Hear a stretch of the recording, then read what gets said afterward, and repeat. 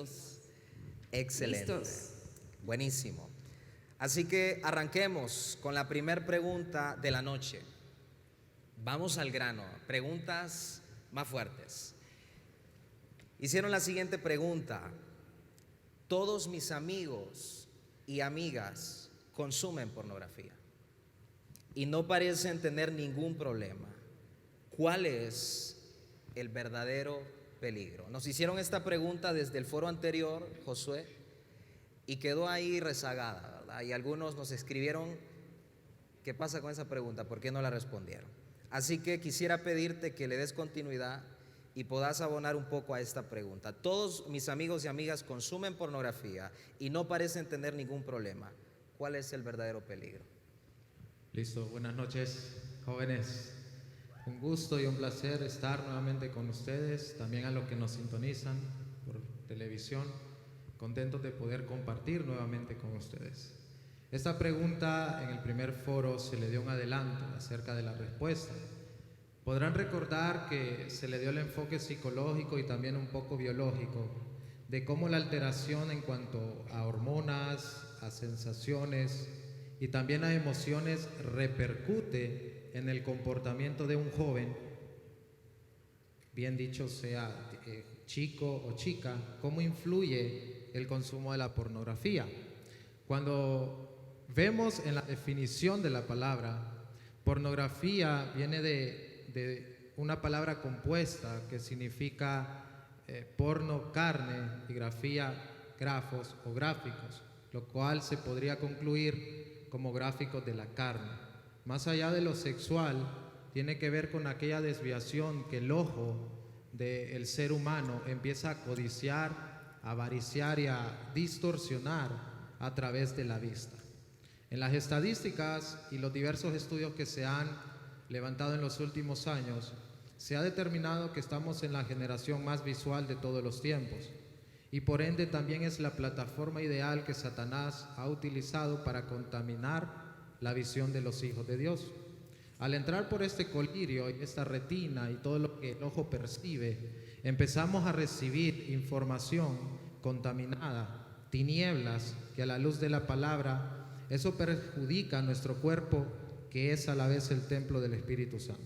Eso está en 1 Corintios 6, 18 al 20, cuando habla acerca de un cierto pecado llamado fornicación y de cómo este pecado atenta contra mi propio cuerpo y por ende profana el templo del Espíritu de Dios.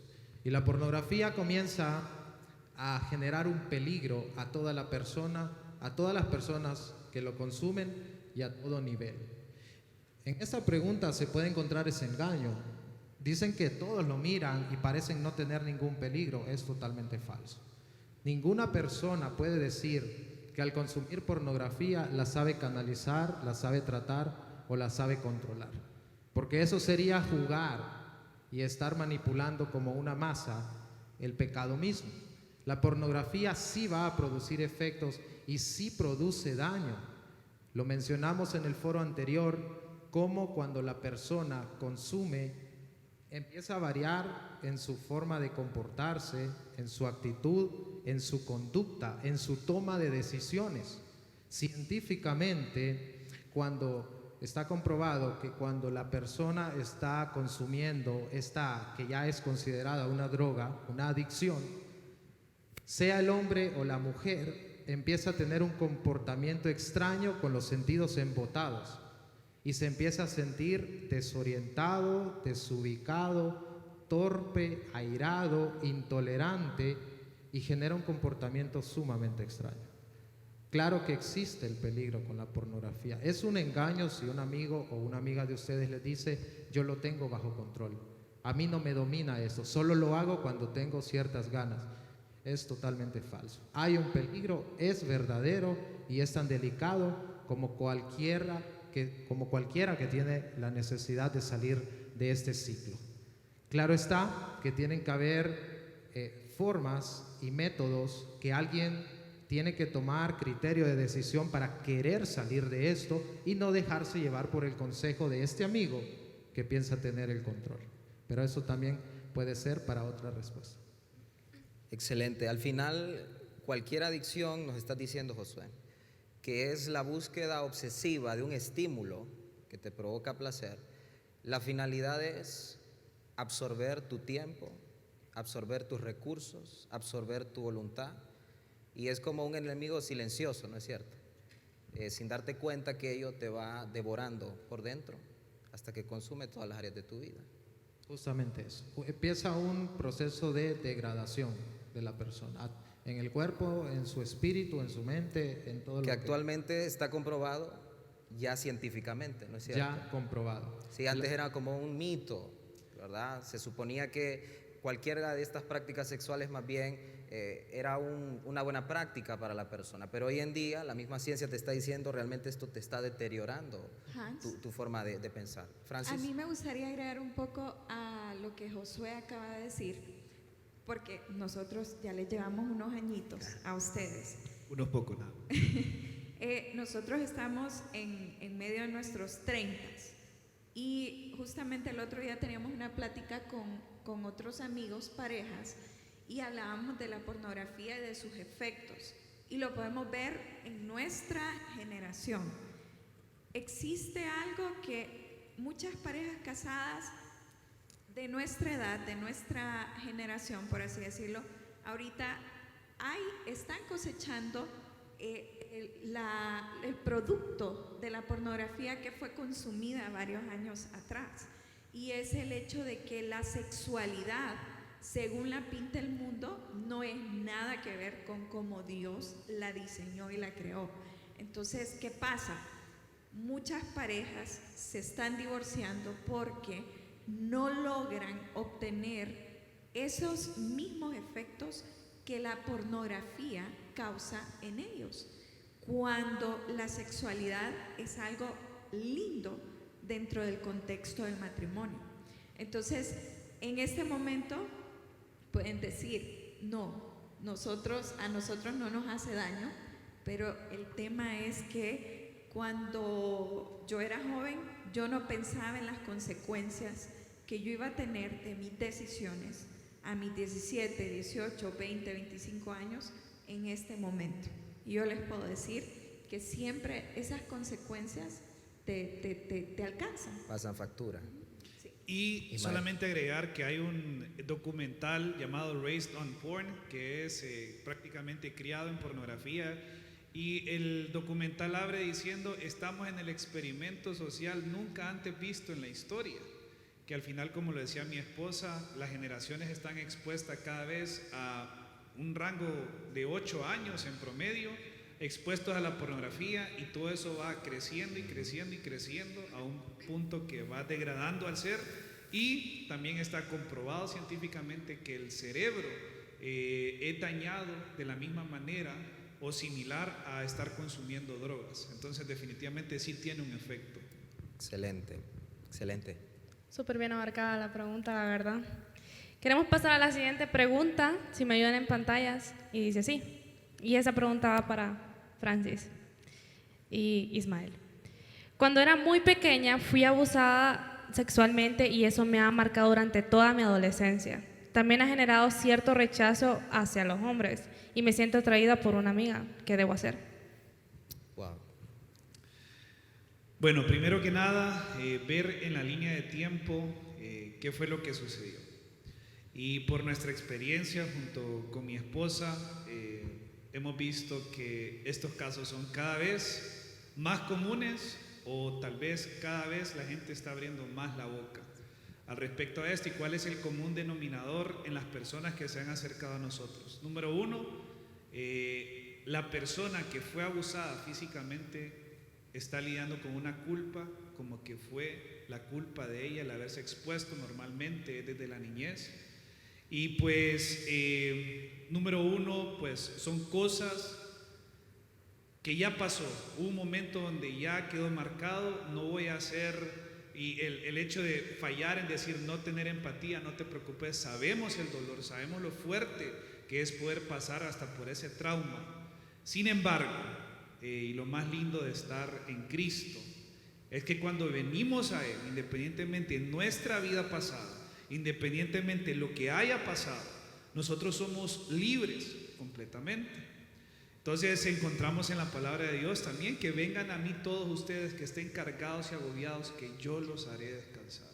Esta es una carga que definitivamente no está llevando vos sola tal vez, y es momento, y que hoy nuestra oración con mi esposa hoy fue que hoy haya libertad, y que hoy a partir de este momento pues podás entregarle eso al Señor, y que en tu corazón se mueva algo tan especial que empecés a encontrar ese amor. Y aún hemos visto, ¿verdad, amor?, personas que han pasado por esto, que se han sido movidas a perdonar. El mundo nos va a decir: estás loco, ¿cómo vas a perdonar a alguien que te hizo esto? Pero es algo que ustedes nunca van a poder, o esta persona nunca va a poder. Sin embargo, el poder de Dios es tan grande que es capaz de eso, de revelarnos esto. Y con la segunda parte de la pregunta, solo me recordaba en Génesis capítulo 3, la caída del hombre y cuando abre la puerta al pecado. Me encanta la simbología en el sentido de la intimidad, y que cuando ellos pecan y consumen del fruto, ellos se sintieron desnudos, y el Señor hablándole a Adán, Adán, ¿dónde estás, Adán? Y simplemente la respuesta de Adán fue: te escuchamos que andabas caminando y sentimos vergüenza y nos dimos cuenta que estábamos desnudos. Entonces el Señor le responde a Adán: ¿quién te dijo que estabas desnudo?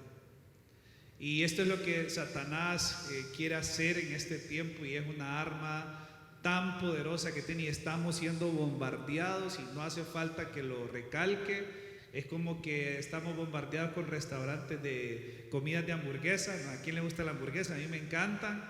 Y pues paso bombardeado, y simplemente en ese momento de duda, en ese momento donde fuiste marcado, donde, como mi esposa, y no sé si quería amplificar en esto, su identidad fue robada. El enemigo vino a matar, robar y destruir. Y súmenle a eso el ingrediente de estar bombardeado. Llega un momento donde te encontrás en una duda. Pero solo quiero que se haga esta pregunta: ¿quién te dijo que tenés el sexo incorrecto, el género incorrecto, o la atracción o los deseos, que al final sabemos que luego de esto trae culpa y pues es una desviación? Sin embargo, para concluir con esto es, número uno, ya es algo que pasó en el tiempo. Me imagino, leemos el libro de Job, todas las tempestades, las calamidades que le pudo haber pasado. Sin embargo, cuando el Señor le responde a Job, con la primera pregunta que le hace, hasta yo mismo quedé como: Señor, debo confiar en tu soberanía, esto sucedió, el enemigo vino a matar, robar y destruir, pero confío en vos, y a partir de este momento pues soy una nueva criatura. Sí, ahí ampliando un poco, en efecto lo que pasó fue que hubo una agresión sexual desde muy temprana edad. Fuiste expuesta a la sexualidad, que es algo que se debe de despertar en el contexto correcto, como lo dije anteriormente.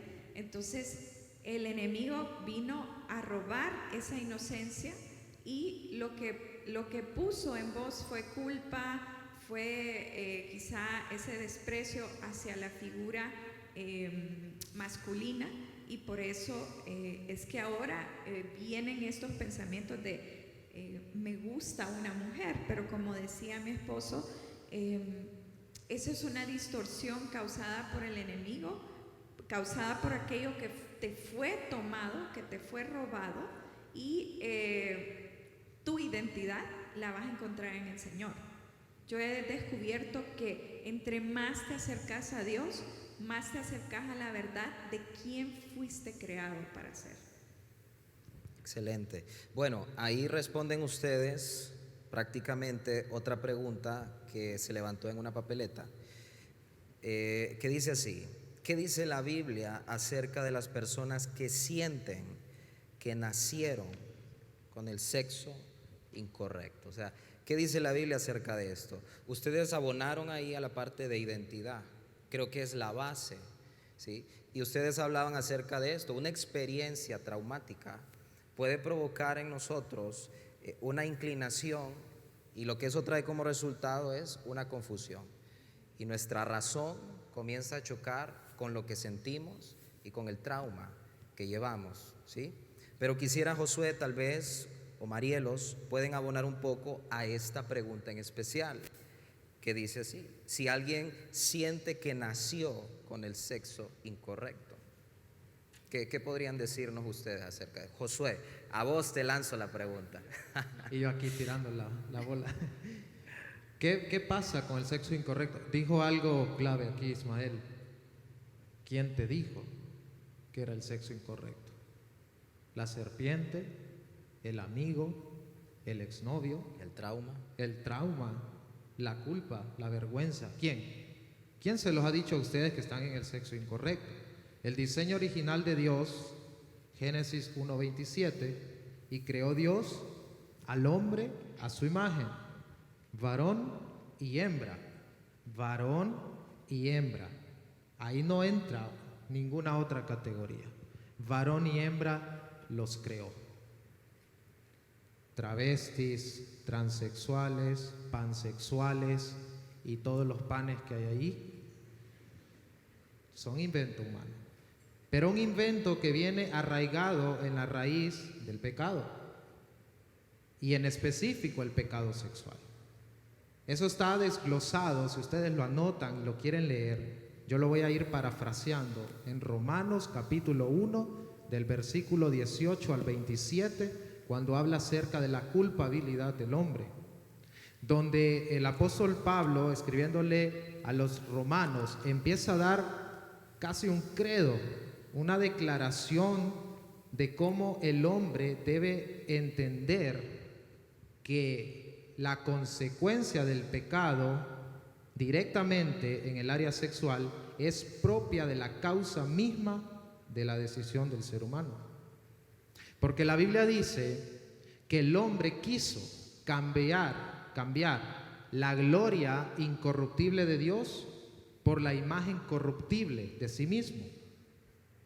Y el apóstol Pablo empieza a decir cómo las personas comenzaron a caer en idolatría, prostitución, narra de encenderse en la lascivia, en la lujuria, de cómo el hombre cambió el uso natural de la mujer y viceversa, la mujer cambiar el uso natural del hombre y comenzar a sentir atracción, hombres con hombres, mujeres con mujeres.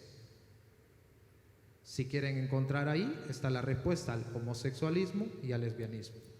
Entonces la persona se confunde y piensa que al nacer, ¿será que se equivocó de placenta? Y no fue así. Se trata que es una raíz que se viene arrastrando por aquellos pecados ancestrales que han venido, por lo que ya mencionamos, traumas, episodios pues indeseados, pero asimismo también la culpa que el mismo hombre ha generado en la tierra. Josué, y ahí nada más abonando, entonces ahí nos lanzamos a la respuesta que dieron por aquí. ¿Cómo soluciona una persona entonces esto? Volviendo al origen, ¿sí? Al origen, a la identidad, a encontrar tu identidad en Dios, que pone en orden las cosas en tu vida. Así como cualquier otro pecado sexual y así como cualquier otro pecado en mi vida, lo expongo a Dios, a su identidad, y Él lo pone en orden. El lema del cristiano, ¿no? Y este mensaje es tan escandaloso en este año, tanto que en Canadá metieron a la cárcel a una persona por predicar Romanos 1, el que acaba de citar. Es tan escandaloso, bueno. El mundo no cabe esto, que sos cerrado. Pero, y solo quiero agregar algo, y creo que si esto se está viendo en redes sociales y todo, ya van las personas, los escandalosos que se escandalizan por esto. Nos van a censurar. Nos van a censurar. Esas puertas que estoy viendo acá, esas puertas de la iglesia, están abiertas. Esto no significa que se está cerrando, que no puedes. Este es el mejor lugar que el que puedes estar. Si estás dudando con esto, venite. Y eso es una mentira que el enemigo quiere sembrar. Así es. Cierro con esto esta parte. Marielos, ¿qué le dirías a un hombre o a una mujer que está aquí o que nos está sintonizando por YouTube o por las redes, que ha sido abusado o abusada sexualmente y está bregando con esa situación? ¿Qué consejo práctico le podría dar a esa persona? Y no ha hablado con nadie de repente. Bueno, A veces, tal vez en la humanidad nuestra de querer empatizar, pero no caer en el, pero yo sé que es pecado, pero no sé qué decirle, pero si se aleja de mí. Y tenemos esa de, no quiero que me deje de hablar, pero le quiero ayudar. Como dijo Ismael, las puertas están abiertas. Es un error si algún día como cristianos nosotros hemos cerrado la oportunidad. Es muy malo de parte nuestra querer no juzgar, pero de entrada, no digo que no seamos radicales, porque tenemos que vivir lo que creemos, es una cosa muy diferente, pero sí a las personas que están luchando en su mente con una identidad, con un abuso, con algo que pasó hace mucho tiempo, acaba de pasar recientemente.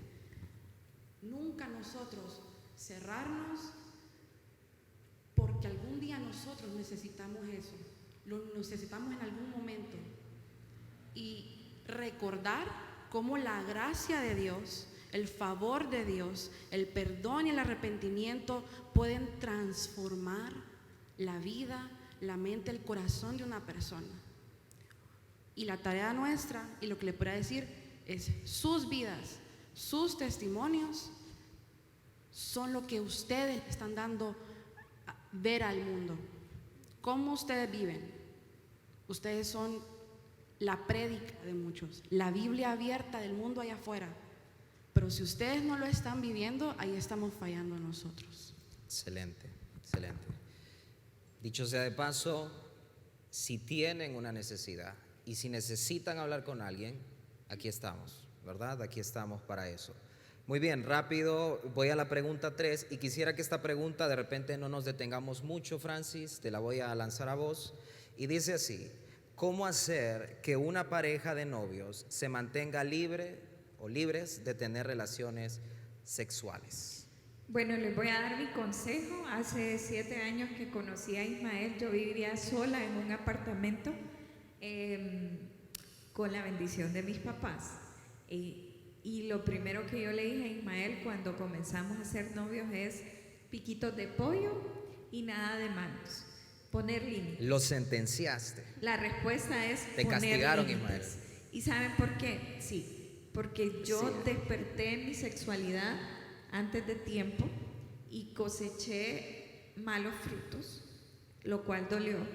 Entonces yo comencé un proceso de descubrir mi nueva identidad en Dios y la encontré para el que se está preguntando, pero es que he hecho de todo, vengo a la iglesia, participo. Saben, los momentos de intimidad con el Señor son los que establecen Amén. nuestra identidad nuevamente. Entonces hubo un día en que yo ya no me importaba si la gente pensaba que yo era anticuada, ¿verdad? O retrógrada, como pueden decir muchos ahora. Y simplemente pensé en lo que era mejor para mí misma. Y le dije a Ismael, ok, yo no he estado pidiendo a Dios por un novio, sino por un esposo. Y si vamos a comenzar esta relación es porque pensamos que podemos terminar un matrimonio. A él le chocó un poco, pero al final él dijo... Y es lo que yo necesitaba. 3 años antes de conocer a mi esposa, estaba en mi cuarto, recuerdo, orando, buscando la presencia del Señor. Y hay un deseo en mí, sé que fue el Espíritu Santo, el llamado a la santidad, es decir, a ser apartado. Y decir, a pesar de que yo también me golpeé en esta área, sentir de parte de Dios como que decirle, ¿sabes qué? Quiero serle fiel a mi esposa desde antes de conocerla. Y en ese momento un deseo tan enorme, tan siquiera ni de decirle a una chava, a pesar de que me gustara, a pesar de que íbamos a la misma iglesia, a la misma organización creyente, entendí que no significaba que era para mí. Y desde ahí el Señor me llevó. Yo lo miré, va a ser imposible, pero el Señor me llevó. Y cuando Francis me dijo eso, lejos de ahuyentarme, dije, gracias Señor, porque aquí es. Y al final, para gloria y honra de Dios, Lo logramos a pesar de que vivía sola, a pesar de que sí hay días complejos, somos seres humanos, carnales, y al final se puede en Cristo. Y pues al final sí se puede. El mundo dice, eso ya es anticuado, eso era antes. O sea, Mentira. para aclararle aquí a todos, ¿verdad? Ustedes su noviazgo lo vivieron de piquitos de pollo. Se le salió una lágrima ahorita, Ismael ahí. Así es, dice. Le dieron peso a su integridad antes que otra Y cosa. agradar a Dios. Para Excelente. mí, pensar en que iba a quebrar el corazón de Dios no era una opción. Y chavas, no tengan miedo de decir eso. Castíguenlo. Si el brother se va, pues él no era, punto. Pero en realidad el que las ama y que ama a Dios por sobre todas las cosas, se va a quedar. ¿Anotaron, chicas? Justo eso iba a mencionar. No tengan miedo, chicas, aquí. Ay, papá. Si un chico ahí anda detrás de Girl ustedes, power. no tengan miedo de poner límites, porque primero está su relación con Dios y en Amén. todo lugar, tal como dijo Francis, no romper el corazón de Dios, que es súper frágil, la verdad. Excelente. ¿Te parece, Excelente. Hans? Si pasamos a la siguiente pregunta, ya después de Así que es. Francis nos contó un poquito. Bueno, la siguiente pregunta, la pregunta número 4 dice: hace más de 2 años quedé embarazada, tenía 16 y definitivamente no estaba lista para tener un hijo. Decidí abortar. ¿Cómo lidiar con mi culpa? Francis. Les voy a comentar algo. Yo a mis 22 años quedé embarazada de la persona incorrecta, para ponerlos en contexto de cuando les dije que tomé malas decisiones. Y les voy a ser sincera, yo no aborté. Fue un embarazo ectópico, pero antes de que me diagnosticaran el embarazo ectópico, yo dije algo que me pesó por muchos años. Y eso que dije fue, yo nunca he querido tener hijos. Entonces, esas palabras, el enemigo las usó cuando yo me casé, cuando Dios restituyó mi identidad, me dio el sueño de quererme casar, de tener una familia. Y saben, cuando el primer año de casado, Ismael y yo decíamos, ok, ¿a cuándo queremos tener hijos? Nosotros decíamos a partir del segundo año. Yo decía, todavía en ese entonces yo pensaba, ¿y qué tal si mis palabras ataron algo? Y sentía culpa. Y nosotros intentamos 6 meses quedar embarazados y no pasaba nada. No pasaba nada. Ahora sé que el tiempo de Dios es correcto. Pero lo que te quiero decir es que va a haber culpa. El enemigo utiliza la culpa como un arma para que te quedes estancado, te quedes ahí sin moverte. Pero Marielo dijo algo muy lindo y mencionó algo que para mí es la clave: gracia. Cuando nosotros tenemos culpa es porque no hemos aceptado la gracia y el favor de Dios. ¿Saben por qué es esto? Porque el sistema te dice que tenés que estudiar para sacar un 100, que si tu amigo cumpleaños le das un regalo de cumpleaños, él te va a dar un regalo de cumpleaños el día de tu cumpleaños. Es un sistema de intercambio. Entonces creemos que con Dios es igual. No puedo aceptar la gracia porque no me la merezco. ¿Qué he hecho yo para Dios? Dios ya sabe que pecamos, Dios ya sabe que le vamos a fallar, pero lo importante es que cuando lo hacemos, nos levantemos y aceptemos ese favor del Señor. Entonces, seguramente será algo con lo que vas a pensar toda tu vida, pero eso no tiene que definir el resto de tu vida. Esa decisión que tomaste ya pasó. Acepta la gracia del Señor y comenzá a vivir hoy como si fuera el primer día del resto de tu vida, aceptando la gracia y el favor del Señor. Excelente. Francis, y te hacemos una pregunta más allí, así como se la hicimos a Marielos. En este momento, si de repente alguna chica nos está escuchando y ella de repente está bregando, en este caso no con la culpa, ya respondiste eso, pero está bregando con la decisión de practicarse un aborto, ¿qué le podrías decir a esa chica? No lo hagas. No lo hagas porque todos nos equivocamos. Y ciertamente no es el plan de Dios que puede ser salieras embarazada, no sé cuántos años tendrás, pero ciertamente la gracia del Señor te va a acompañar. Esto es algo que muy pocas personas lo llegan a comprender. De hecho, nosotros vemos como todos los días o al pasar de los tiempos muchas personas abandonan la iglesia porque no aceptan la gracia y el favor de Dios y dicen, no, yo para qué voy a ser parte de una iglesia si yo nunca voy a cambiar. Entonces, lo que yo les decía, hoy es el primer día para tomar una decisión que va a cambiar el resto de tu vida. Y si estás pensando en hacerlo, yo te quiero decir, la culpa que el enemigo va a querer traer a tu vida es más grande, es más pesada que el traer un hijo a este mundo, que seguramente te va a costar, que seguramente no era en el orden que Dios estableció, pero al final no existe nada en este mundo que Dios no sea capaz de redimir. Al final, Él es el dueño de todo y es soberano. Excelente. Muy bien. Y quisiera llegar al final, Banji, invitados, ¿verdad? Vamos con la última pregunta. Y la última es la siguiente. Soy chica y necesito hablar de mis luchas sexuales, pero creo que es muy difícil hablar de estos temas como mujer y que no te juzguen. ¿Por qué?, pregunta esta señorita. Así que, Marielos, ¿qué puedes responder a esa pregunta? Bueno, hay un estigma social en cuanto al si una mujer lo hace a diferencia de un hombre que tenga este tipo de luchas. Se supone, entre comillas, que es común verlo en los hombres y lastimosamente es común verlo en los hombres, pero aún así es común en las mujeres, solamente que las mujeres lo esconden porque, no puede ser, ella es una chava, es una mujer, ¿cómo es posible? O no sé, como que la imagen de esa persona, o sea, de mujer, esa imagen femenina se ve afectada. Entonces, no tengas miedo.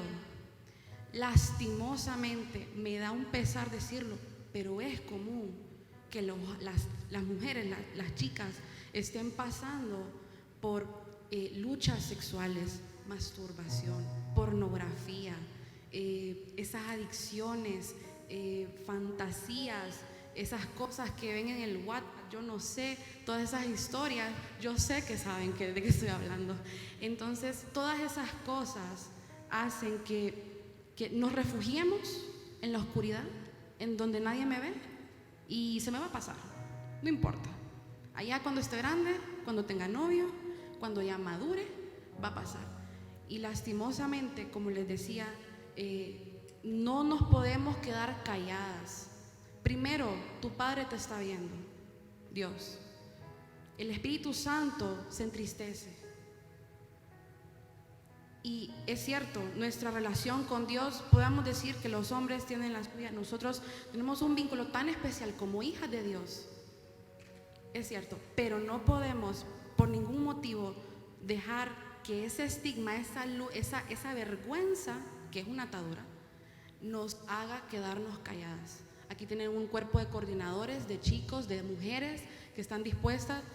Nosotros les hemos abierto las puertas, sé que Ismael y Francis también lo han hecho, para que ustedes puedan hablar, comunicarlo, soltarlo, porque se vuelve una prisión mental y en el futuro, como lo decíamos al inicio, se vuelve un patrón y les va a afectar en el futuro. Entonces, chicas, no tengas pena. Es cierto, abordarlo como una mujer es mejor, pero como les decía Francis, la gracia, vas a recibir ese perdón si realmente hay arrepentimiento, si hay luchas como mujeres. Así que no nos encapsulemos en el me da pena, porque el pecado da vergüenza en cualquier ámbito, pero lo peor que puedes hacer es cerrarte. Si no vas a tener intimidad con Dios, hablarlo con alguien para orar, para que seas libre, porque sí se puede. Es irónico, ¿verdad, Marielos y invitados, que en la iglesia muchas veces es el lugar donde menos nos sentimos seguros de hablar acerca de nuestras debilidades, Así cuando es. debería ser el lugar para tratar todo ese tipo de problemas, inseguridades o pecados? Y cerramos aquí. Josué, quisiera pedir solo tu opinión con la última pregunta en una papeleta, que dice así: ¿qué piensa Dios sobre la sexualidad o sobre el sexo? ¿Qué podrías decir? Bien, creo que aquí los cuatro podríamos pensar lo mismo, que el sexo fue una creación de Dios, fue hecho por Él, diseñado por Él, para ser santo y honroso en el cuadro y en el marco matrimonial. Eso es lo que pensamos. Es algo que entregó a los hijos y a las hijas suyos para que pudieran disfrutar de esto que se le conoce como el encanto, el enamoramiento, el sentimiento de la carne, lo marital, pero fue hecho exclusivamente para la etapa del matrimonio. Fuera de aquí, de esa etapa, de esa instancia, se va a disfrutar un momento, unos segundos algunos, pero después se van a carcomer en un montón de oscuridad. Y no es eso lo que les deseamos. No es el prejuicio tampoco al señalizar, como dijo aquí Marielos. Se trata de aprender a hablar con la boca y confesar ese pecado. Y de restituirse y sentir que tienen al mejor amigo al cual ustedes pueden acudir, que no es el pastor Hans, no es ninguno de nosotros, se llama el Espíritu Santo. Amén. Y quiero agregar, qué bonito el día de tu noche de bodas. Invitar al Espíritu Santo a tu dormitorio. El mundo te dice que, uy, eso es malo, no, Dios se tapa los ojos o algo. Al final Él lo hizo y quiero que se lo pongan como meta, porque creo que es bueno ponerse metas. Junto con tu esposa, tu esposo, Espíritu Santo, bienvenido a este lugar. Un lugar donde no hay culpa, un lugar donde estás dentro del marco. Y el Señor, muchas veces el mundo ve también con respecto cuando se habla del pecado, adulterio, fornicación y todo ese tipo de pecados que ocurren en la intimidad. Y sí, es un pecado, pero al final lo hace ver como que siempre va a ser así. Pero no, dentro del marco del matrimonio, dentro del marco de la bendición de Dios, de honrarse mutuamente, claramente pues el Señor los va a bendecir y todo a su tiempo. Excelente, excelente, muy bien. Quiero pedirles un fuerte aplauso para nuestros invitados de esta noche: Josué Ramos y Marielos, Ismael Ochoa y Francis Castillo.